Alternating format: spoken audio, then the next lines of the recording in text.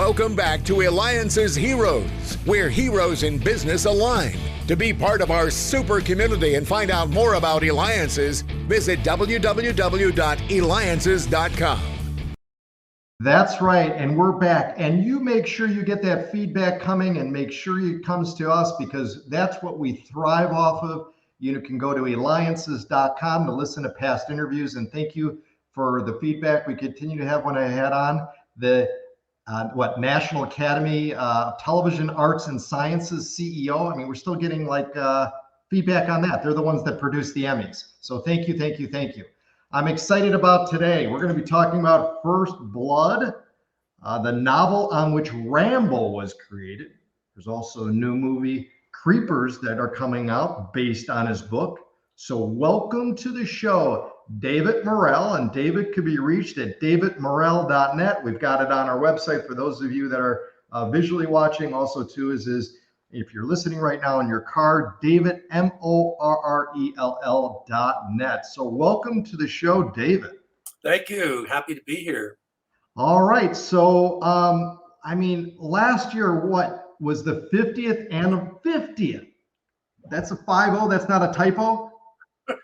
Yeah. Anniversary of your novel First Blood, which again, what was Rambo was based on, and that now we're talking 40th anniversary of the movie. Yet people still know the movie as if it was yesterday. Why is that?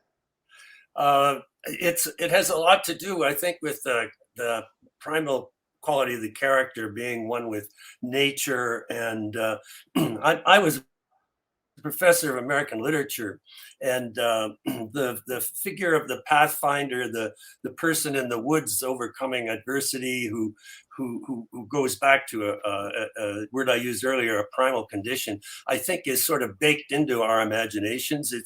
I often link Rambo with Tarzan, for example, who's a similar character. And in fact, a critic once compared, he said the 5 major characters of the 20th century that came out of movies and then are books and then became movies are Sherlock Holmes, Tarzan, James Bond, Rambo, and Harry Potter. And there's a lot of elemental quality in all of those characters. Now, I also too I texted my son about who's coming on, and I used the key word also too called Marvel. Yes. Yet he got very excited about that. Why would he? Well, excuse me. I also wrote comic books for the 3, for me, big Marvel characters, Captain America, Spider-Man, and Wolverine. In 2006, a Marvel editor got in touch with me to ask if the creator of Rambo would be interested in writing about another military icon, Captain America.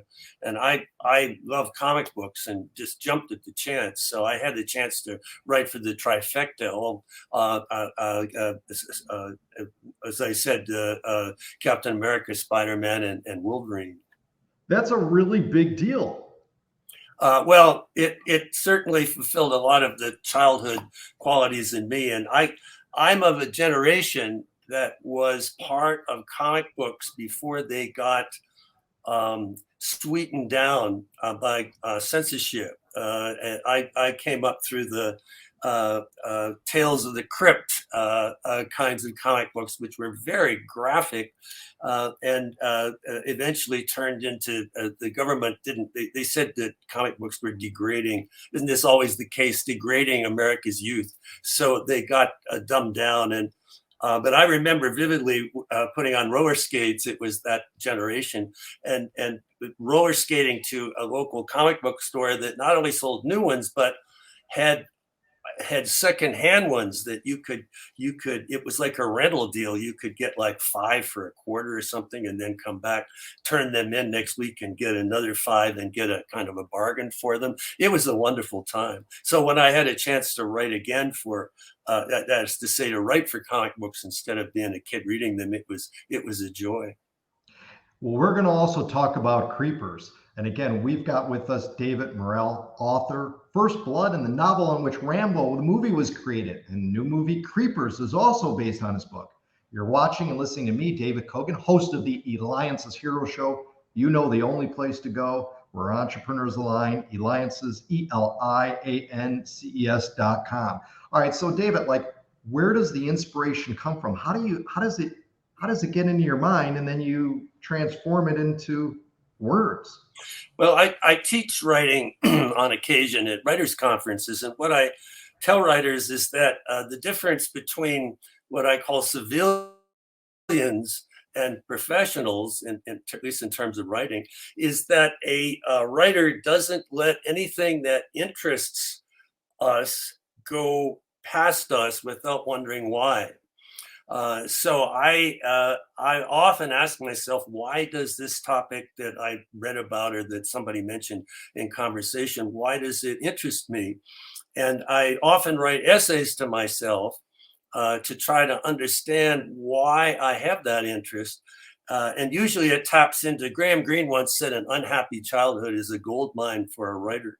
And usually it taps into all kinds of bad stuff that happened to me when I was a kid. I was in an orphanage, for example.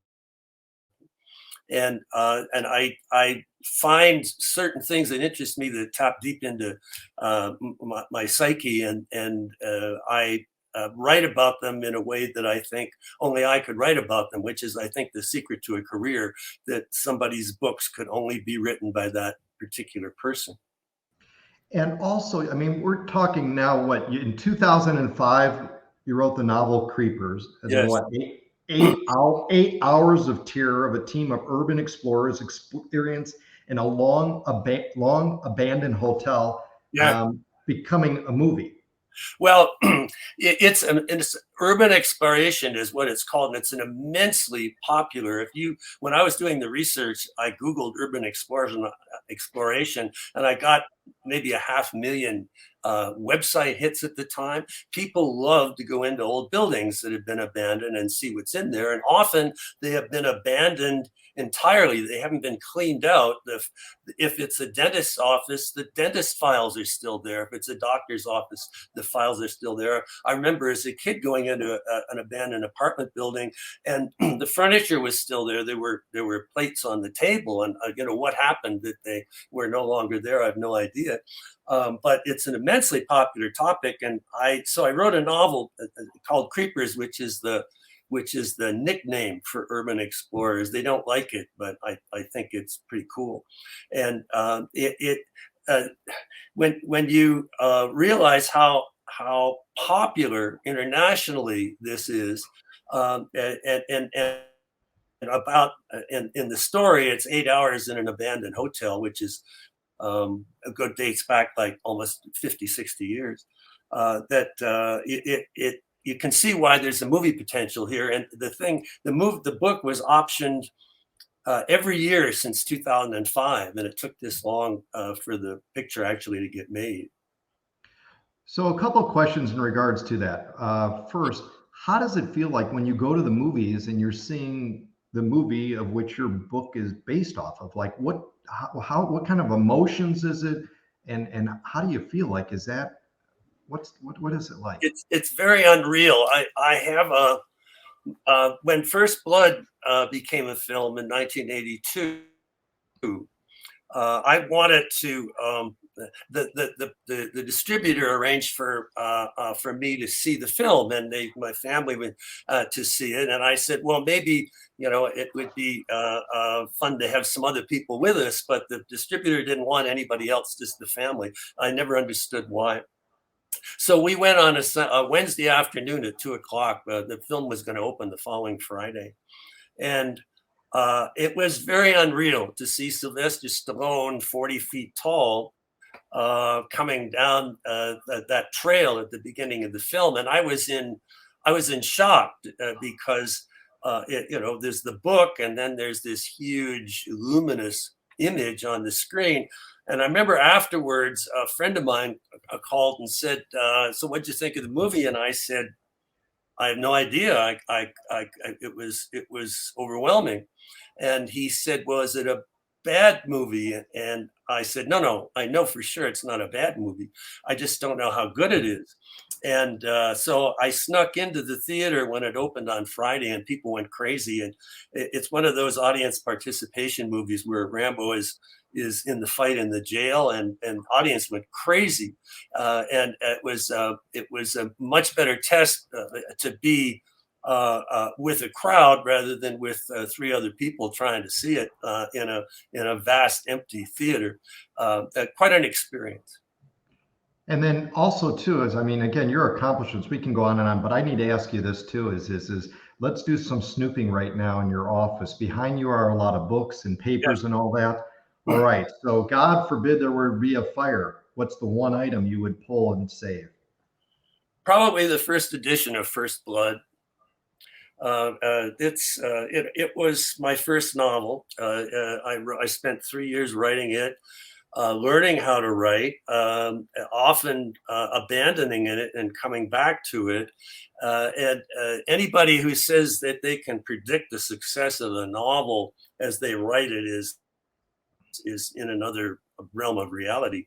And I just remember hoping that I would finish it, and I remember the moment when, in fact, the name Rambo came to me.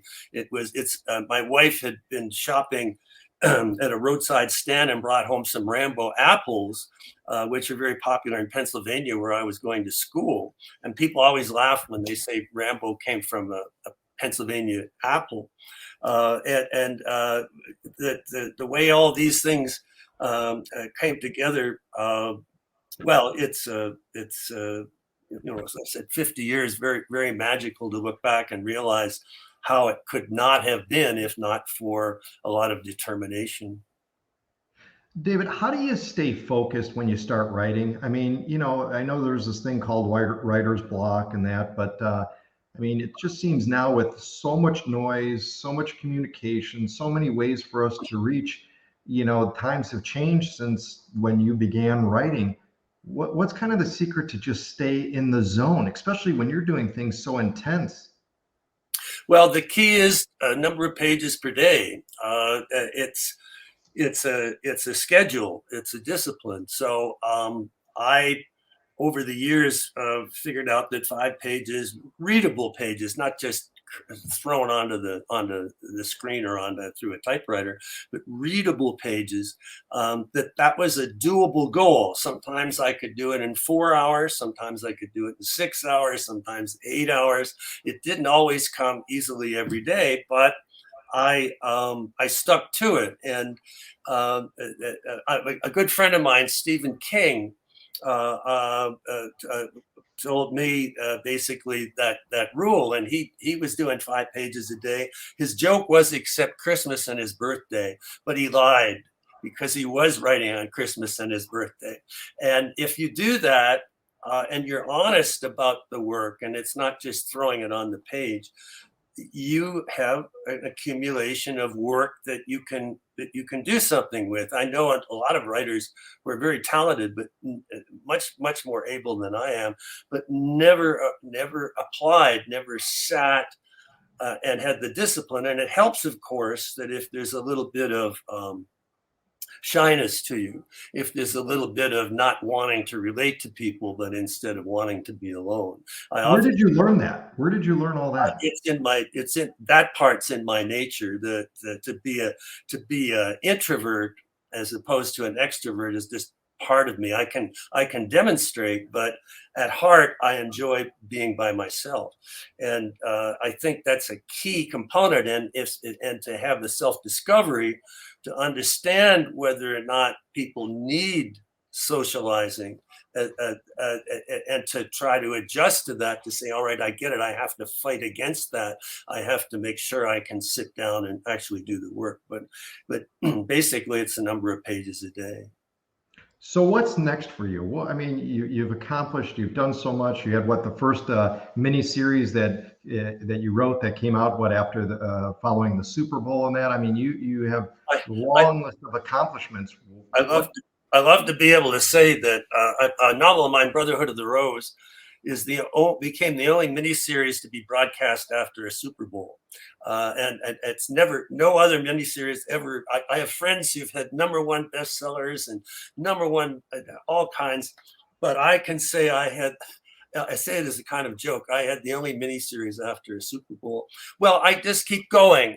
It's a matter of my interest of exploring what interests me and going deeply into it. I became very interested in the Victorian period, and so I spent 2 years reading nothing but books about the Victorian era, so that I could write some novels, some mystery thrillers set in 1854 that would make people believe that they were actually there as they read about it. And so it's a kind of an intensity and immersiveness that is always with me and always exploring new elements. How did you know you had this skill? I found that I was telling stories to myself almost from the beginning. I mentioned earlier that my childhood wasn't the best. I'd been in an orphanage. My father had died in the Second World War, and my mother could not raise me and earn a living. So for a time, I was in an orphanage, and then she remarried, and the marriage was not a success. They fought a lot, and I was in fear a lot. So I spent when I went to bed, this sounds like a bad movie, I'd put pillows under the blankets as if I were there. I was very afraid. And I would crawl under the bed, and I slept under the bed. And I told stories to myself. And interestingly, I was not the victim in those stories. I was the hero trying to rescue other people. And so I think in some ways I was psychologically hardwired to want to tell stories that distracted other people from whatever ailed them. So we've got time for one more question. I think it's important, especially since you touched on it from your childhood. What kind of secrets would you share with children who want to be able to grow up, make a difference, make an impact, even if it's the 10% of what you've done so far in your career, in that to be able to do it? Well, it very much fits the theme of your program. I tell my grandchildren, I told my children, you have a choice. You can be the victim of your life, or you can be the hero of your life. A lot of people like to be victims. They like to feel as if the circumstances are overwhelming them, and it's very easy to succumb. But it's far, far better to become the hero. David Copperfield, whether these pages shall reveal that I am the hero of my life or only a second character. And so that I determined very, very early that I was going to be the hero. And I think it's a better way to be.